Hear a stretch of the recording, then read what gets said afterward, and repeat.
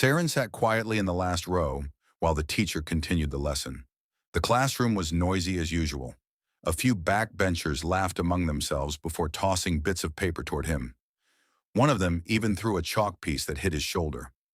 Saren ignored them. He kept his eyes on the blackboard, pretending not to hear the whispers and insults behind him. Saren! The teacher's voice suddenly echoed through the classroom. He flinched and quickly stood up. Read the sixth paragraph. Yes, sir. As Saren grabbed his textbook with trembling hands, a sharp pain suddenly pierced the back of his neck. A pen. Someone had thrown it directly at him. His body stiffened. The classroom burst into muffled laughter. Because of his weak body, even something small like that caused unbearable pain, but Saren forced himself to stay calm and began reading the paragraph nervously. Then, try I can make. The final bell rang. Before the teacher could say another word, Saren grabbed his bag and rushed out of the classroom.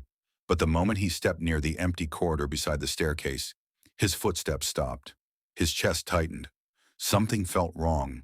A group of boys slowly appeared in front of him, the same bullies. This time they weren't alone. One of them cracked his knuckles and smirked. You really thought vacation would save you? Before Saren could react, the first punch landed on his stomach. Then another, and another. The gang surrounded him mercilessly, beating him until his vision blurred and his body collapsed onto the cold floor. Minutes later, the leader grabbed Saren by the hair and forced him to look up. Don't show that ugly face after vacation, bitch. They laughed and walked away. Saren stayed there silently for a few seconds. Then with shaking hands, he slowly picked up his scattered books and broken pen before leaving the school alone. When he finally reached home, the house was empty. His parents were still at work. Without even changing clothes, Saren dropped onto his bed and closed his eyes. Exhaustion consumed him, and before he realized it, he fell asleep. Darkness. Saren suddenly opened his eyes inside a black, endless room. No walls, no light, no sound. Then, a figure appeared in front of him, tall, around 6'4", a fighter's physique, wearing white clothes that strangely contrasted with the darkness around him. But the most terrifying thing was the dark aura surrounding his body. The figure stared directly at Saren, then spoke in a calm voice. So, you're still planning to live like this? Saren froze.